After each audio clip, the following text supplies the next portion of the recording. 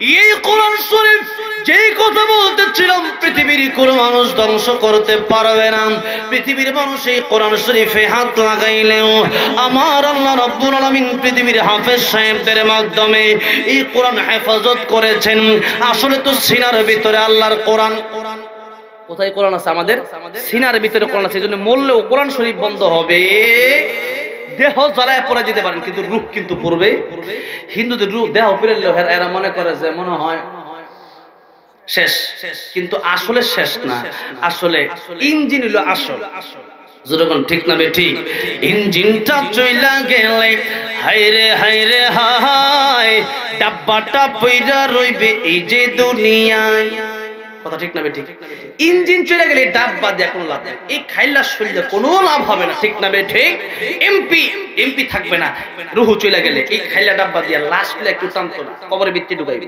যখন ঠিক না ঠিক, এই রুহ ছাড়া কোনো বড়ির দাম নাই। এমপি মন্ত্রী সব শেষ, বক্তা শ্রোতা যা আছে সব শেষ। রুহ যেদিন চলে যাবে এদিন আর দুনিয়াতে থাকার সিস্টেম, আপনার বাড়িতে আপনি থাকতে পারবেন না। এই জন্য আসল তো রুহ, আসল তো সিনার ভিতরে আল্লাহ কোরআন রাইখা দিছে। একবার শাহ আব্দুল আজিজ মুহাদ্দিস দেহলভী রাহমাতুল্লাহ আলাইহি, তিনার সামনে ছাত্র এসে কাঁদতেছে, হুজুর ঘটনা একটা করছে। হুজুর বলে কি হইছে? হুজুর মসজিদের সামনে এক লোক আসছে, আয়েশা বলতেছে আমার হাতে বাইবেল আছে, খ্রিস্টানদের ধর্মগ্রন্থ, নাম কি? বাইবেল। তো বলতেছে আমার হাতে আছে বাইবেল আর তোমাদের ধর্মগ্রন্থ কোরআন, তো তোমরা কোরআন শরীফটা আনবা আর আমিও আনলাম বাইবেল। দুইটা আগুনের ভিতরে ফেলে দেব, যেটা পড়ে যাবে ওইটা আমরা এখানে প্রমাণ হবে, এখানে যে ধর্মগ্রন্থ পড়ে যাবে ওইটা মিথ্যা ধর্ম হয়ে যাবে, যারটা পড়বে না একটা সত্য হবে।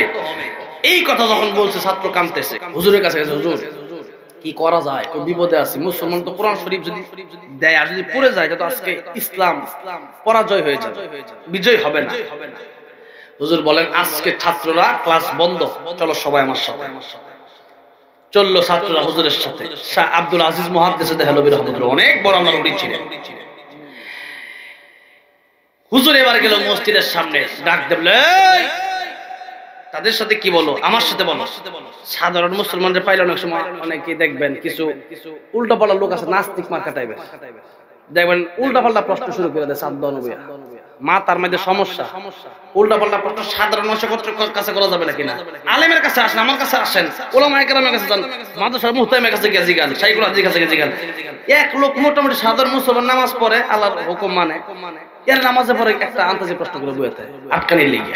যেরকম ঠিক না ঠিক, আটকানোর জন্য প্রশ্ন করা হারাম হারাম হারাম হারাম, আল্লাহ বুঝছেন। এবার হুজুর গিয়া বলতেছে সাধারণ লোকের কাছে প্রশ্ন করছো, আমার কাছে কর, কিছু কও। হুজুর আসছেন তো ভালো কথা, হিম্মত আছে আমার সাথে লড়ার। হুজুর বলতেছে এই মুসলমান কোনদিন পৃথিবীর কোন মানুষ, পৃথিবীর কোন শক্তিকে ভয় পায় না, আল্লাহ ছাড়া। জোরে কোন ঠিক না বেঠিক? বললো ঠিক আছে, আমি আনছি বাইবেল, আপনারা কোরআন শরীফ আনেন, এই আগুনের ভিতরে ফেলা হবে, যারটা পড়ে যাবে তারটা মিথ্যা হয়ে যাবে, যারটা টিকবে তারটা সত্য হবে। হুজুর বলল এই ছাত্ররা কোরআন শরীফ নিয়ে আসো। মসজিদ থেকে কোরআন শরীফ নিয়ে আসা হলো। খ্রিস্টান বেটা বড় খুশি, কারণ খ্রিস্টান একটা বাটপারি করছে। বাটপারিটা কি করছিল পরে কম, একটা বাটপারি করছে খ্রিস্টান। এখন হুজুর আয়েশা বলল এই কোরআন আনলাম, তোমার বাইবেল দাও। আগুনে ফেলবেন না, দাও না বাইবেল। বাইবেল নিল, কোরআন নিল, এক পাশে রাখা হলো, এক পাশে কোরআন আর এক পাশে বাইবেল। হুজুর বলতেছে ও খ্রিস্টান, কোরআন আর বাইবেলের মতো কাগজের, কোরআন আর বাইবেল এই আগুনের ভিতরে ফেলে কোনো লাভ নাই। তুমি খ্রিস্টান, আমি মুসলমান, তুমিও আগুনের ভিতরে লাভ দিবা, আমিও আগুনের ভিতরে লাভ দিব। যার পশম আগুনে পড়বে বোঝা যাবে এ মিথ্যা, আর যার পশম আগুনে পোড়াবে না সে সত্য হবে। আজকে বলেন সুবহানাল্লাহ। আচ্ছা বলেন তো, আমার আল্লাহ ইমানদারের জন্য আগুন রে ঠান্ডা আরামদায়ক বানাইতে পারে কি পারে না? আর জোরে বলেন পারে কি পারে না? পয়গম্বর ইব্রাহিম খলিলুল্লাহ উনাকে যখন নমরুদ আগুনের ভিতরে ফেলে দিবেন, পয়গম্বর ইব্রাহিম খলিলুল্লাহর কাছে চলে আসলো জিবরাইল আলাইহিস সালাম। আল্লাহর পয়গম্বর, আপনার কাছে এসেছি, আপনি আমারে বলেন আগুনকে নিভায়া দেব কিনা, আপনার আগুন থেকে বাঁচায় দেব কিনা। পয়গম্বর ইব্রাহিম খলিলুল্লাহ ডাক দিয়া বলেন, জিবরাইল রে, আমি সেই আল্লাহর ইবাদত করি না যে আল্লাহ অন্ধ। আমার আল্লাহ রাব্বুল আলামিন আমারে 24টা ঘন্টা দেখতেছেন। সুতরাং আগুন থেকে তুমি বাঁচাইবা কেন রে? আগুন থেকে যদি বাঁচাইতে হয় আমার আল্লাহ আমারে বাঁচাবে, আর আগুন থেকে যদি না আমার আল্লাহ না বাঁচায়, এই আগুনে পড়ার জন্য যদি আমার আল্লাহ খুশি হয়ে যায়, আগুনে পড়লে পরে এই আগুনের ভিতরে আমি ইব্রাহিম একবার দুইবার তিনবার নয় 1000 বার আগুনের ভিতরে আমার আল্লাহর মহব্বতে আমি পড়তে রাজি আছি। আমার আল্লাহ ডাক দিয়া বলেন, আগুন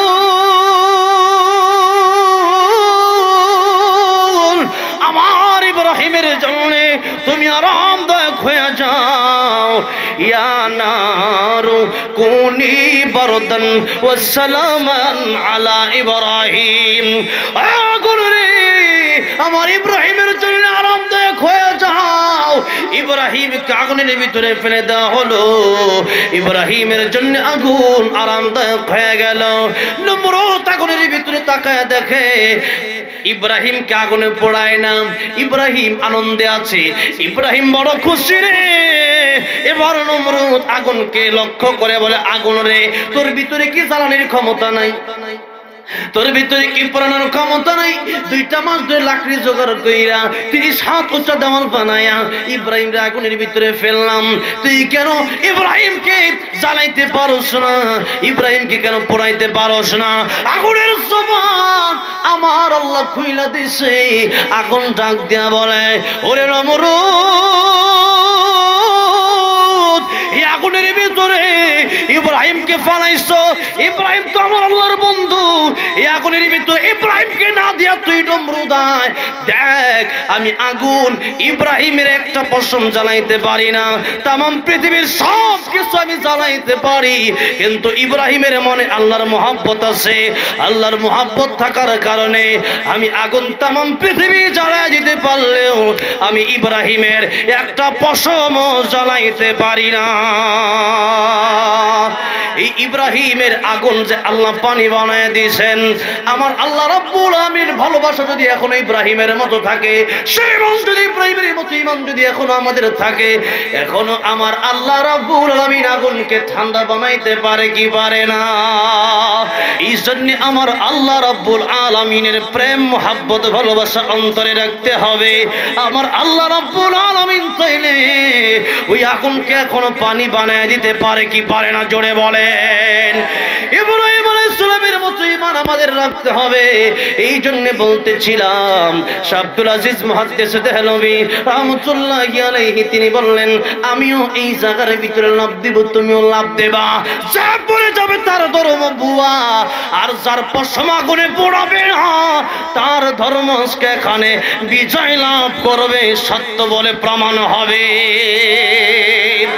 এবার আসেন, আব্দুল আজিজ মুহাদ্দিস দেহলভী রাহমাতুল্লাহি আলাইহি কথা বলার সাথে সাথে খ্রিস্টান এবার বলে ফেললো, আমি তো আসলে একটা পাটপাড়ি করছিলাম, এই যে বলছিলাম মনে আসেনি? বাটপারি একটা করছে। কি বাটপারি? একটা বাটপারি করছে। বাটপারিটা হইল বাইবেলের ভিতরে এমন মেডিসিন মারছে যে মেডিসিন মারলে পরে বাইবেল পড়ে না, এরকম মেডিসিনও আছে। এই মেডিসিন মারার কারণে তার বাইবেল পড়বে না। এই মেডিসিন সে আগে থেকে মেয়েরা সব বাইবেল না, সে স্পেশাল একটা বাইবেল বানায় নিয়ে আসছে। আর এই খ্রিস্টান কথা বললো তার মেডিসিনের পাওয়ারে। আর আব্দুল আজিজ মুহাদ্দিস দেহলভী রাহমাতুল্লাহি আলাইহি তিনি কথা বললেন আল্লাহর কোরআনের ভালোবাসার কারণে। আল্লাহু আকবার। আল্লাহর কোরআনের প্রেম অন্তরে রাখার দরকার আছে না নাই? জোরে বলেন। এই জন্য যে কথা বলতেছিলাম, ইসরাফিল আলাইহিস সালামের কথা মনে আছে নি আপনাদের? ভুলে গেছে? ইসরাফিল আলাইহিস সালামের কাছে নবীজি মেরাজে গিয়েছিল। ইসরাফিল আলাইহিস সালামের ব্যাখ্যা দিতে গিয়ে এতক্ষণ না কথা বললাম, তাই বাইর জায়গায় 12:30 আমি ভাবছি মনে 10 মিনিট কি কম কম মজাই লাগে। বলেন মারহাবা। আচ্ছা, একটু সময় বেশি হইলে কোনো সমস্যা আছে? সমস্যা আছে ইনশাআল্লাহ। একটু বেশি সময় দিলে কষ্ট হবে কারো? আলহামদুলিল্লাহ, বলে আলহামদুলিল্লাহ। আচ্ছা, এবার আসুন, কারণ ওয়াজটা মনে করেন এমনি সাধারণ অন্য জায়গায় গেলে নির্দিষ্ট সময় করি ওয়াজ, 12টা বাজে 1 মিনিট পরে আমি ওয়াজ করি না, 1 মিনিট পরে ওয়াজ করি না। কিন্তু আজকে আমরা মনের লগে মনটা মিললে গেছে, কথাটা বুঝেন নাই? মনের লগে মন মিললে আবার 10 মিনিট 1 ঘন্টা বেশি করলে সমস্যা। আমার ওয়াজে বলে মাহফিলটা বসছে। আমি এনে একবার আইছিলাম, ওরে মহিলারা কইতাছে নানির বাড়ি না, আমার তো নানির বাড়ি। তো এখন আমার কইতাছে মা বই একটু ওয়াজ শোনাও, মহিলারা নানিরা এগারো তোর ওয়াজটা শুনাইতাছি না। যাক, এই জন্য আজকে ওইটা সহ শোনা যেতেছে, কথাটা বুঝতেছেন না? অনেক মা বোনেরাও কিন্তু আপনাদের চেয়ে কম আইছে না, মোটামুটি আইছে না, অনেক বাড়িতে বাড়িতে আসছে, আলহামদুলিল্লাহ। এখন আসুন, বলতেছিলাম ইসরাফিল আলাইহিস সালাম, ওনার কপালে আল্লাহ রাখছে লৌহে মাহফুজ। আচ্ছা, আল্লাহ পাক ইচ্ছা করলে অন্য ফেরেশতার কপালে রাখতে পারতো না? লৌহে মাহফুজটা আল্লাহ ইসরাফিলের কপালে রাখার কারণটাকে শুনেন। আদমকে যখন আল্লাহ বলেন সেজদা দিতে, সবার আগে ইসরাফিল আলাইহিস সালাম সেজদা দিলেন, বলেন সুবহানাল্লাহ। আল্লাহ বলেন ইসরাফিল খুশি হয়ে গেলাম, তোমার প্রতি আমি খুশি হয়ে গেলাম, সেজদা দিল না ইবলিস। আল্লাহ বলেন ইবলিস তুই ধ্বংস, তুই শয়তান। হ্যাঁ, ইবলিসের প্রতি আল্লাহ লানত। আর ইসরাফিল আলাইহিস সালামকে আল্লাহ খুশি হয়ে তার এখানে লৌহে মাহফুজ আছে। এই ছেলে, একবার এখানে লৌহে মাহফুজ আল্লাহ রাখছে। এই লৌহে মাহফুজে ঘুমাইতেছে, চিন্তাটা করছে, ঘুমাও তো সমস্যা নাই। আমারও যখন আমি এই দিন টুকায় মাহফিল, কালকে তো টুকু মাহফিল এসে দেখি চা ব্যস্ত আছে, আমার চা দেয় না, চা দিচ্ছে। পরে আমি কইছি আপনার সবাই চা খান, আমারও অযোধ্যা, কোনো সমস্যা নাই। বক্তারাই আমার কাছে তো ওই বক্তাদের মাইক খুলে মারামারি লাগে, 1/2 ঘন্টা মাইক খুলে শেষ। এরপরে শ্রোতা এটা হইছে হিটা হইছে ইটটা কইতে ইটটা টাইম আছে আমার কাছে, ওয়াজ করে তো শেষ করতে না, ওই ফাউল বাউল কথা কই কত টাইম আছে নাকি, ঠিক না বেটি? এই জন্য আমি কই আমার শ্রোতারা চা খাক, গরম পানি খাক, মন চাইলে বাথরুমে যাক, মন চাইলে আয়োগ, মন চাইলে বাড়ির জায়গা আবার কোনো সমস্যা নাই আমার। কারণ একটা শ্রোতা তারা দৈরা বাইন্দা রাখার লাগে না, তারা মন খুশি মতো এখানে হইতো থাকতে ঘুমানো থাকতে, এই ছেলেটা যেন ঘুমাইতেছে হইতে রয়েছে আইসি তুই বেশি দূরে ঠিক না বেঠিক, এসার পরে ঘুমায় ফেরার কথা আছে, কথা কোন ঠিক না বেঠিক। এরপরেও আইসি অনেক লোক আছে মসজিদে ছোট একটা বাচ্চা লেগে একটু দৌড়াদৌড়ি করতেছে, আরে মদিনাতুল মুনাওয়ারা মক্কাতুল মুকাররমা এখানে গিয়ে দেখেন না আপনারা হাজার হাজার বাচ্চা দৌড়াদৌড়ি করতেছে। হ্যাঁ, তারা দৌড়াদৌড়ি করতেছে, হাসতেছে, কাঁদতেছে, কোনো সমস্যা নাই। বাংলাদেশের মসজিদে দুইটা বাচ্চা লইছে, একটু হাসছে, একটু শয়তানি করছে, একজনে কই তোর ফুলারে মসজিদে লইছ না, এইটা চলতো না, এটা নাই, বাচ্চাদের মসজিদে লইবেন। আরে আমরা ছোটবেলা মসজিদে গেছি, ছোটবেলা মসজিদে গেছি দেখে তো এই পর্যন্ত আইতে পারছি, এখন নামাজ ছাড়ি না। ছোটবেলা নামাজটা ধরতে পারলে কাঁচা মাটি দিয়ে যেটা বানাইবেন এটা সবচেয়ে হইব, আর শুরু থাকতে না বানাই তারেন বড় হইয়া শেষ, এটা বানাইতে কষ্ট হইব।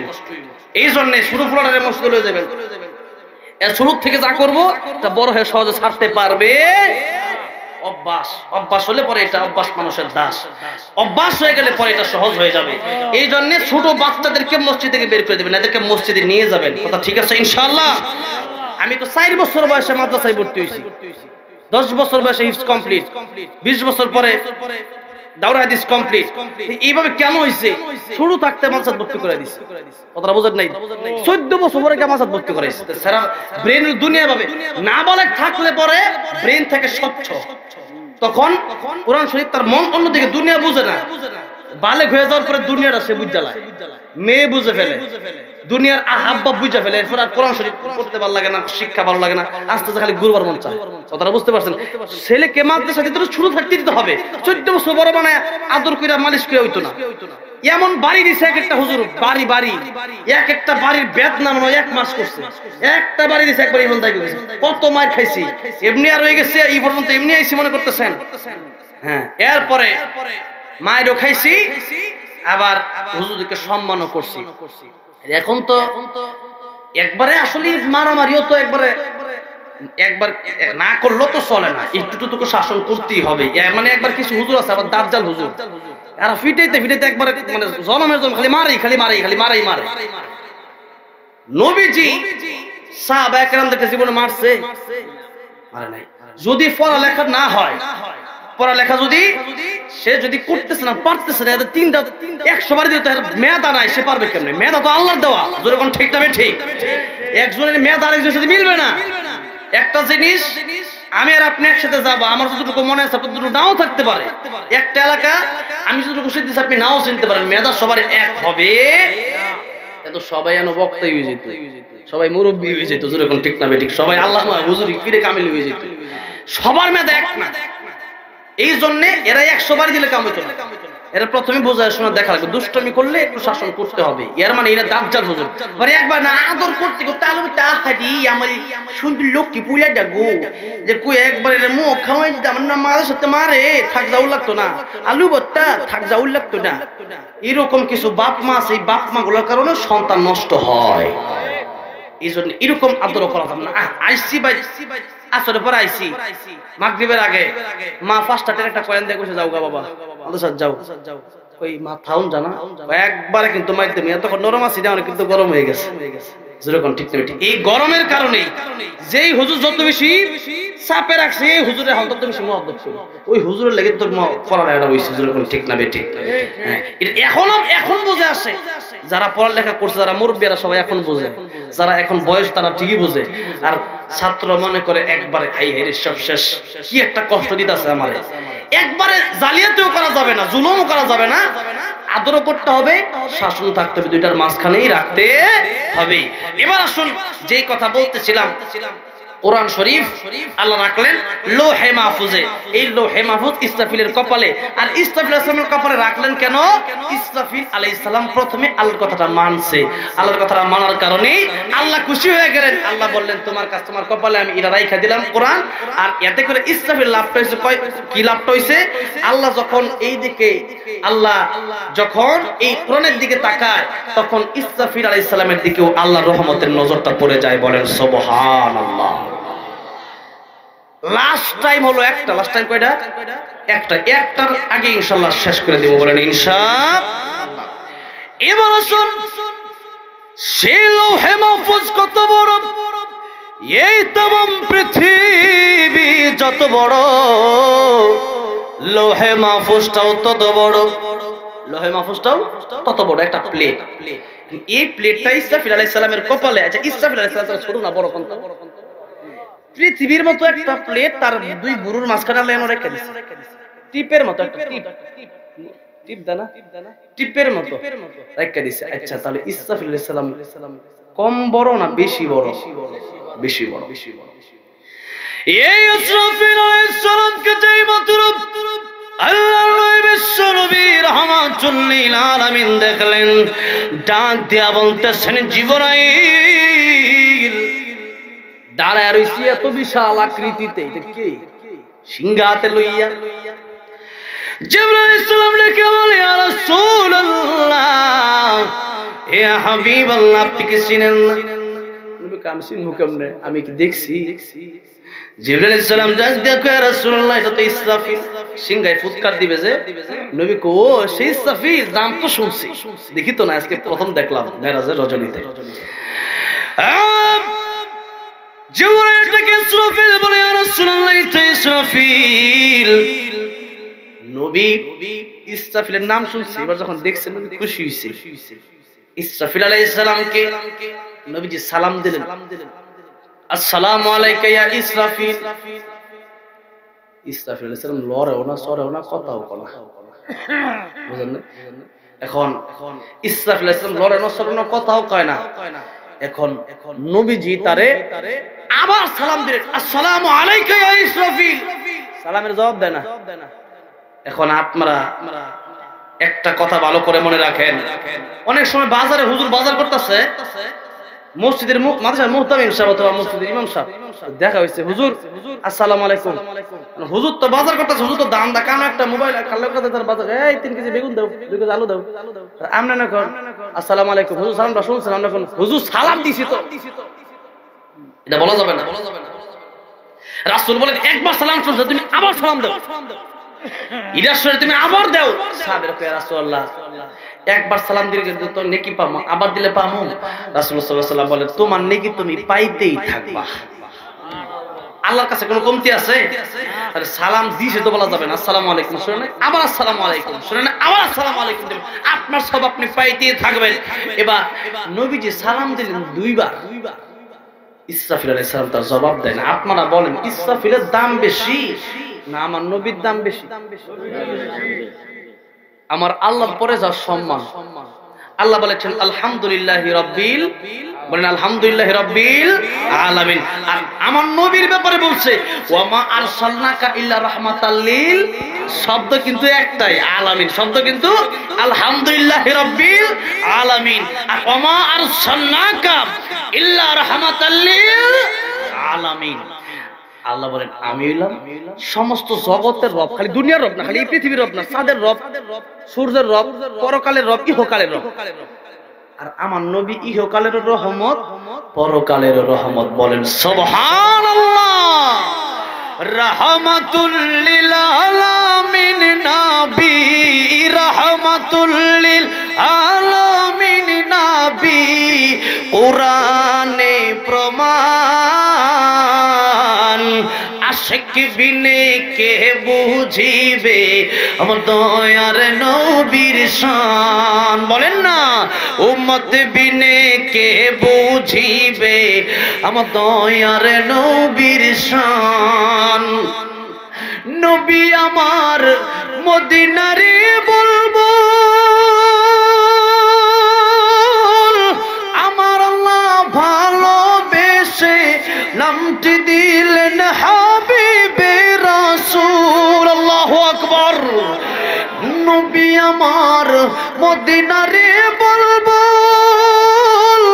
আমার আল্লাহ প্রেম করিয়া নামটি দিলেন মুহাম্মদ রাসূল। ওই নবীকে ভুল বুঝিলে, ওই নবীকে ভুল বুঝিলে থাকবে না ঈমান। আশিক বিনে কে বুঝিবে আমার দয়ার নবীর শান। উম্মত বলেন না উম্মত বিনে, জবান ছেড়ে উম্মত বিনে কে বুঝিবে আমার দয়ার নবীর শান। আরে বন্ধুরা, বাবাজিরা, আশেপাশে গান গাইলে মুখ নষ্ট হয়, আল্লাহর প্রেমে নবীর প্রেমে গান গাইলে পরে ইমান তাজা হয়। কথা বলেন ঠিক না ঠিক? এই জন্য আল্লাহর প্রেমে আর একটু সময় দিতে রাজি আছি না আমরা সবাই? নবীর প্রেম নিয়ে মহব্বতে রাহমাতুল লিল আলামিন নবী, রাহমাতুল লিল আলামিন নবী, কোরআনে প্রমাণ, আশিক বিনে কে বুঝিবে আমার দয়ার নবীর শান। উম্মত বিনে কে বুঝিবে আমার দয়ার নবীর শান। কথা বলেন ঠিক না বেঠিক? আমার ভাইরা, আমার মুরব্বি বুঝিরা, অল্প সময়ের ভিতরে আমি কথাটা শেষ করে দেব। আমি ফিনিশিং না দিয়ে আমি শেষ করতে চাচ্ছি না, এই জন্য লম্বা চূড়াও করবো না। কিন্তু যেই কথাটা বলতেছিলাম এই কথাটা তো বলতেই হবে। আল্লাহ নবী, বিশ্ব নবী রাহমাতুল লিল আলামিন দুইবার সালাম দেওয়ার পরে আল্লাহ নবী আবার সালাম দিলেন, আসসালামু আলাইকা ইয়া ইসরাফিল। কিন্তু ইসরাফিল লড়েও না, চড়েও না, জবাব দেয় না, কথা বলে না। আমার নবী ডাক দিয়ে বলে, ইসরাফিল, আমি তোমার 3 বার সালাম দিলাম, তুমি জবাব দিল না। অথচ আমি নবীজি শুধু মানুষের জন্য রহমত না, নবী কুল কায়নাতের জন্য রহমত, নবী ফেরেশতার জন্য রহমত, নবী আজরাইলের জন্য রহমত, নবী মিকাইলের জন্য রহমত, নবী জিবরিলের জন্য রহমত, নবী ইসরাফিল আলাইহিস সালামের জন্য রহমত। ইসরাফিল আলাইহিস সালাম যখন সালামের জবাব দেয় না, আমার নবীজি ডাক দিয়ে বলে, ইসরাফিল রে, আমি বুঝেছি তুমি কেন সালামের জবাব দাও নাই। ওরে ইসরাফিল, তুমি মনে করেছো আমি এখানে এসেছি আমি ইচ্ছা করে আসি নাই, আমার আল্লাহ রাব্বুল আমিন দাওয়াত করে এনেছেন। আমার নবী কি ইচ্ছা করে গেছে না আল্লাহ দাওয়াত দিয়ে নিছে? জোরে কোন? আল্লাহ দাওয়াত দিয়ে নিছে। আমার আল্লাহ দাওয়াত দিয়ে মেরাজে এনেছেন, আমার দাওয়াত দিয়ে এনে আমার আল্লাহ রাগ করে, আমার আল্লাহ রাগ দেখাবে না, আমার আল্লাহ রাব্বুল আলামিন পৃথিবী ধ্বংস করতে বলবে না। অনেক সময় ঘরের মধ্যে মেহমান আসে, মেজবানের রাগ উঠলেও রাগ দেখায় না। মেহমান যদি বলে লাউটা বেশি ভালো হয় নাই, খাবারটা বেশি মজা হয় নাই, এটা এমন কেন, এটা লবণটা বেশি হইল কেন, তখন দেখবেন জামাই তার বউরে তখন বেশি রাগটা দেখায় না, পর্দার আড়াল থেকে এমনি দেয়, খবর আছে পরে কি রসইটা যেরকম ঠিক না ঠিক। অনেক সময় এরকম দেখায়, মেহমানের সামনে রাগ দেখায় না, মেহমানের সম্মানে। ডাক দিয়া বললেন, ইসরাফিল রে, আমার আল্লাহ তোমার সিংহা ফুৎকার দিতে বলবে না, আমার সালামের জবাব তুমি দিতে পারো। এবার ইসরাফিল আলাইহিস সালাম সিংহা মুখ থেকে সরাইয়া ডাক দিয়া বলেন, ওয়া আলাইকুমুস সালাম ইয়া রাসূলুল্লাহ ইয়া হাবিবাল্লাহ ইয়া রাহমাতুল লিল আলামিন। ও নবীজি, আপনার সালাম, আপনার প্রথম সালামটা আমি শুনতে পেরেছি, কিন্তু আমি আপনার এরপরেও আপনার জবাবটা কেন দিলাম না? ইয়া রাসূলুল্লাহ, আমারে আমার আল্লাহ বলে দিয়েছিল, ইসরাফিল এই সিংহ হাতের মধ্যে নিয়ে অপেক্ষা করতে থাকবা, আমি আল্লাহ যখন বলবো তখন সিংহায় ফুৎকার দিবা, একটা সেকেন্ড আগেও দিবা না, একটা সেকেন্ড পরেও দিবা না। ইসরাফিল রে, একটা সেকেন্ড আগে পরে যেন না হয়। ইয়া রাসূলুল্লাহ ইয়া হাবিবাল্লাহ, আমার আল্লাহ রাব্বুল আলামিনের হুকুম, যে হুকুম আমার মানতেই হবে, এই হুকুমটা যদি আপনার সালামের জবাব দিতে গেলাম আর আল্লাহ হুকুম দিল সিংহায় ফুৎকার দেও, আমি কাটটা মানবো?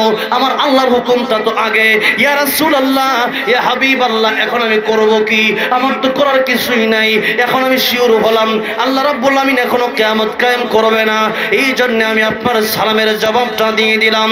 এই কথার মাধ্যমে এতক্ষণ আপনাদেরকে যা বোঝাতে চাইলাম, কিয়ামত কোন সালে হবে, কিয়ামত কোন মাসে হবে, এটা পৃথিবীর কোনো মানুষ জানে না, আল্লাহর নবীও জানে না, জিবরাইল আলাইহিস সালামও জানে না। হাদিসে জিবরাইলের মাধ্যমে, এই মিশকাত শরীফের প্রথম হাদিসের মাধ্যমে আপনারা বুঝেছেন, আল্লাহর নবীও জানে না, জিবরাইলও জানে না, দুজনই না করেছেন কিয়ামত কবে হবে আমরা জানি না। আর আল্লাহ কোরআন শরীফে স্পষ্ট বলেছেন, কুল ইন্নামা ইলমুহা ইনদাল্লাহ, আমি আল্লাহ রাব্বুল আমিন ছাড়া কিয়ামত কোন দিন হবে এটা কেউ জানে না। এবার যিনি সিংহায় ফুৎকার দেবেন, বোঝা গেল কিয়ামত কোন সালে কোন দিন কায়েম হবে, এটা ইসরাফিল আলাইহিস সালাম জানে না। তাহলে জানে একমাত্র একজন, বলেন তিনি কে? এবার আসলে কিয়ামতের অনেক বর্ণনা, কিয়ামত নিয়ে আলোচনা করতে গেলে সারা তো আমার আলোচনা আজকে শেষ হবে না। আমার এই ক্ষুদ্র জ্ঞানের আলোচনা যদি সারা তো না শেষ হয়, এই কিয়ামত নিয়ে কত কথা আছে, হাজার হাজার বই কিয়ামত নিয়ে লেখা হয়েছে। এখন কিয়ামতের প্রথম অর্থ হলো মানুষের মরণ। কিয়ামতের প্রথম অর্থ কি? এতক্ষণ যে ওয়াজটা শুনলেন আপনারা শুধু এটাই মনে করছেন যে কিয়ামত শুধু ওইটাই, কিন্তু না, একটা হলো কিয়ামতের সূরা, আরেকটা হলো কিয়ামতের কুবরা, একটা বড় কিয়ামত, আরেকটা ছোট কিয়ামত। আল্লাহর নবী, বিশ্ব নবী রাহমাতুল লিল আলামিন বলেন, উম্মতেরা রে, মান মাতা ফাকাদ কামাত কিয়ামাতুহু, ওরে মানুষ, যেদিন তোমার মরণ হয়ে যাবে সেদিন তোমার কিয়ামত শুরু হয়ে যাবে। মরার সাথে সাথেই হয়তো তোমার শান্তি শুরু হয়ে যাবে, আর নয়তো তোমার কষ্ট শুরু হয়ে যাবে। জান যখন কবজ করা হবে তখনই কষ্ট শুরু হয়ে যাবে বেঈমানের, নাফরমানের, বেনামাজি।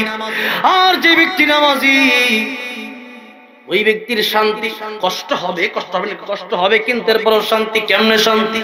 একটা উদাহরণ দৃষ্টান্ত দেবনি, দেব।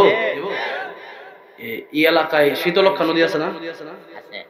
শীতলক্ষা নদী, এক পাশে ছেলের বাড়ি, আরেক পাশে মেয়ের বাড়ি, দুইজনে প্রেম করে। বাপে ছেলেরে কইছে, এই মেয়ের সাথে তোরা যদি দেখছি আড্ডি কুড্ডি একটা রাখতাম না, ফাড়া রাখছি।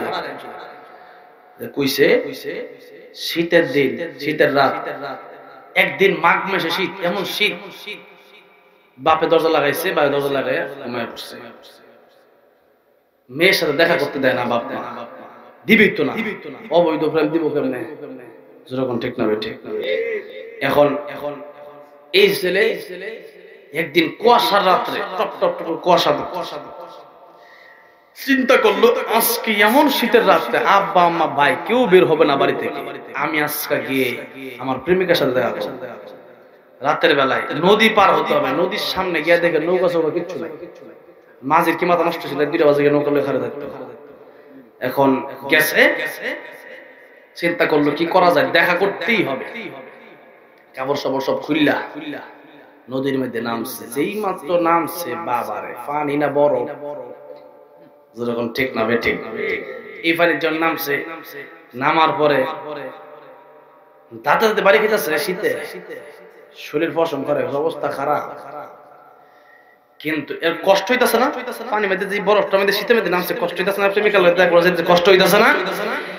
কিন্তু তার মনে মনে কিন্তু আনন্দ, কারণ বহুদিন পরে প্রেমিকার সাথে দেখা করবে। জোরে কোন ঠিক না বেঠিক? মনে মনে কি আনন্দ। উফরে দিয়ে যদি একটু কষ্ট হইতাছে, কিন্তু তার ওই আনন্দে, প্রেমিকার দেখা করার আনন্দে সে সব ভুলে গেছে। জোরে কোন ঠিক না বেঠিক? ঠিক তেমনি ভাবে আল্লাহর নবী, বিশ্ব নবী রাহমাতুল লিল আলামিন ডাক দিয়া বলেন, আবু বকর, যখন তোমার জান কবজ করার জন্য ফেরেশতা আসবে, তখন তোমার কানের গোড়ায় মুখটা লাগায় দিয়া বলবে, ইয়া আইয়াতুহান নাফসুল মুতমাইন্না ইরজিই ইলা রাব্বিকি রাদিয়াতাম মারদিয়া ফাদখুলি ফি ইবাদি ওয়াদখুলি জান্নাতি। ও বকর, হে প্রশান্ত মন, হে প্রশান্ত মন, ইরজিই ইলা রাব্বিকি রাদিয়াতাম মারদিয়া, ফিরে আয় কোন দিকে? তোমার রবের দিকে। ইলা রাব্বিকি রাদিয়াতাম মারদিয়া, কোন অবস্থায়? আল্লাহ তোমার প্রতি খুশি, তুমিও আল্লাহর প্রতি খুশি। ফাদখুলি ফি ইবাদি ওয়াদখুলি জান্নাতি, আল্লাহর প্রিয় বান্দাদের অন্তর্ভুক্ত হও আর আল্লাহর তরি জান্নাতের ভিতরে প্রবেশ করো। এরকম বান্দাদের জান যখন কবজ করা হবে, তখন জান্নাতটা তুলে দেখানো হবে, হুর দেখানো হবে, ইলমান দেখানো হবে, জান্নাতের নাজ নিয়ামত দেখবি। আর তাহিয়াতুহুম ইয়াওমা ইয়ালকাউনাহু সালাম, আল্লাহ রাব্বুল আলামিনের সালাম ফেরেশতারা মুমিন বান্দার কাছে নিয়ে আসে। আল্লাহ রাব্বুল আলামিন তোমার সাথে দেখা করবে। আমার আল্লাহকে সবচেয়ে ঈমানদার বেশি ভালোবাসে। ওয়াল্লাযীনা আমানু আশাদ্দু হুব্বান লিল্লাহ, ঈমানদার আমার আল্লাহর ভালোবাসা পাওয়ার কারণে আমার আল্লাহর সাথে দেখা হবে, এই খুশিতে মৃত্যুর যন্ত্রণা ভুলে যাবে। কিসের খুশিতে? আমার আল্লাহর সাক্ষাৎ। আমার আল্লাহর সাক্ষাৎ পেতে হলে একটা জিনিস ঈমানদারের জন্য বাকি, ওইটা হলো মরণ। কি বাকি? মরণটা বাকি। মৃত্যু ছাড়া কেউ জান্নাতে যেতে পারবে না, আর মৃত্যু ছাড়া আল্লাহর সাথে দেখাও করতে পারবে না। এই জন্য আল্লাহ নবী বলেন, আল মাউতু তুহফাতুল মুমিন, মউত হলো মুমিনের জন্য হাদিয়া, উপঢৌকন, গিফট। মুমিনের জন্য মউতটা কি? হাদিয়া, এটা ভয়ের কিছু নাই। আর যে ব্যক্তি মুনাফিক, বেনামাজি, এর জন্য এই মউত তার জীবনেই যে শুরু হবে। কষ্ট মানে কি? হ্যাঁ, কষ্ট মানে অবস্থা খারাপ, যেটা কইছিলেন আমি আর কইলাম না, দাদা তো কুইয়াই দিছে। এটা দুনিয়ার কষ্ট না। কবরে যাওয়ার পরে কবর একটা চাপ দেবে। অনেকে বলে মুসলমানরা কেমন নিষ্ঠুর, এরা কবরে একটু জায়গাও রাখে না, একবারে মুর্দা যে একটু লড়বে চড়বে চিন্তা করে। কিন্তু না, জান্নাতি যদি হয়ে যেতে পারেন, তাহলে আল্লাহ কবরকে বলবেন, ও কবর, তার দৃষ্টি শক্তি যত দূর পর্যন্ত যায়, তুমি তত দূর পর্যন্ত তার জন্য বিস্তার হয়ে যাও, এত বড় জায়গা হয়ে যাবে। আর যে ব্যক্তি জাহান্নামী, তার 3 বিঘা জায়গা দিলেও এর কবর চাপ দিয়ে এর শূন্য বিশূন্য করে দেয়। এরে 3 বিঘা 10 বিঘা দিলেও লাভ নাই। এই জন্য এটা হবে পরকাল, আর এটা হলো ইহকাল। ইহকালটা শেষ আছে, পরকালের শেষ। ইহকালে খাইলেও দিন যাইব, না খাইলেও যাবে, 5 তলায় থাকলেও যাবে, 10 তলায় থাকলেও যাবে, দিন কিন্তু চলেই যাবে। আলু ভর্তা দিয়ে খাইলেও যাবে, গরু গোশত দিয়ে খাইলেও যাবে, দিন চলেই যাবে, দিন বসে থাকবে না, আপনার দিন চলে যাবে, মরতেই হবে। আর পরকাল শুরু হবে। মরার পরে আল্লাহ বলেন, যদি ইহকালে আমার হুকুম তোমরা মেনে আসতে পারো, যা চাইবা আমি আল্লাহ তাই দিব। আর দুনিয়াতে যত বড় লোক কেউ যা চাইবা তা হইতা না। একজনে ইচ্ছা করলেই কি পুরো জমিটা কিনে দিতে পারবো? আমি যদি না বেশি কিনতে পারবে? হ্যাঁ, কোটি কোটি টাকা লইয়া নায়ক ফারুক ঢাকা গুলশানের ইয়া হয়েছিল, এখন যে ফেরদাউস, নায়ক ফেরদাউস যেখানে হয়েছে, নায়ক ফারুক অল্প কিছুদিন পরেই রোগে দোষে তারে সিঙ্গাপুর মনে হয়ে গেছিল, কোটি কোটি টাকা খরচ হয়েছে, বাঁচতে পারে নাই, মরে গেছে, শেষ। ওই টাকা থাকলেও মরতে হবে, টাকা না থাকলেও মরতে হবে। আল্লাহ বলেন ইহকাল দিলাম, পরকাল দিলাম, দেখো কোনটা নিবা। 2 মিনিট 1 মিনিটের জিন্দেগি নিবা, যেটা শেষ হয়ে যাবে যে কোনো সময়, টাকা চাকা নিচে বললেই শেষ, ক্যান্সার হইলেই শেষ, কিডনি নষ্ট হইলেই শেষ, জ্বর আইলেই মরে যায়। এইরকম দুনিয়াকে প্রাধান্য দিবা নাকি পরকাল যে জান্নাতে যাবা, যেটা শুরু আছে শেষ নাই, যা মনে চাই তাই তোমরা পাবা, সেটার জন্য কাজ করবা। দেখো এই জন্য কিয়ামত কায়েম করবে। 1 নম্বর তোমাদের মরতে হবে, 2 নম্বর মরলে কবরে যাওয়ার সাথে সাথে জান্নাতে যাওয়া যাবে না, 2 নম্বর কিয়ামত কায়েম করব আমি আল্লাহ। এই জন্য লিতুজজা কুল্লু নাফসিন বিমা তাসা, আমি আল্লাহ এই জন্য কায়েম করবো যাতে করে মানুষের বদলা যায়। অনেক সময় সমাজে গরিব মানুষের বিচার হয় না, যেরকম ঠিক না বেঠিক। আল্লাহ বলেন কিয়ামতে আমি এই সঠিক সঠিক বিচারগুলো, যারা গরিব মানুষের কষ্ট দিছে, সঠিক বিচার করেন নাই, এদেরকে বিচার করার জন্য আমি আল্লাহ কিয়ামত কায়েম করব। দুনিয়াতে এক এক মানুষ বিচার পায়, এক মানুষ পায় না, এক একজনে খায়, একজনে খায় না, এক একজন এক এক অবস্থা। সবার অবস্থা কিয়ামতের ময়দানে দেখা হবে। যারা উল্টাপাল্টা বিচার করেছে, ইনসাফের বিচার, তাদেরকে আমি আল্লাহ ইনসাফের বিচার করার মাধ্যমে কিয়ামতের ময়দানে সবার পাওনা সবাইকে বুঝায় দেওয়া হবে। যাদেরকে জুলুম করা হয়েছে, কিয়ামতের ময়দানে যারা জুলুম করবে এদের শাস্তি কিয়ামতের ময়দানে ভোগ করা লাগবে। আর যারা দুনিয়াতে কষ্ট করছে এদেরকে আল্লাহ রাব্বুল আলামিন জান্নাত দেবে। এই জন্য আল্লাহ রাব্বুল আলামিন বলেন আল্লাযী খালাকাল মাউতা ওয়াল হায়াতা লিয়াবলুয়াকুম আইয়ুকুম আহসানু আমালা। এই জন্য তোমাদের পরীক্ষার হল। কিসের হল? কিসের হল? পরীক্ষার হল। এখানে যতদিন থাকবেন, আবার এই দুনিয়াতে আমাদের থাকার জায়গা না, চলে যেতেই হবে। যারা ছিল সবাই চলে গেছে, আবার যারা আছি আমরাও চলে যেতে হবে। হিন্দু, মুসলিম, বৌদ্ধ, খ্রিস্টান যাই আছে সবারই যেতে হবে। পৃথিবীতে কেউ থাকতে পারবো না। সুতরাং এই পৃথিবীতে যাওয়ার জন্য আমাদের প্রস্তুতি গ্রহণ করা দরকার।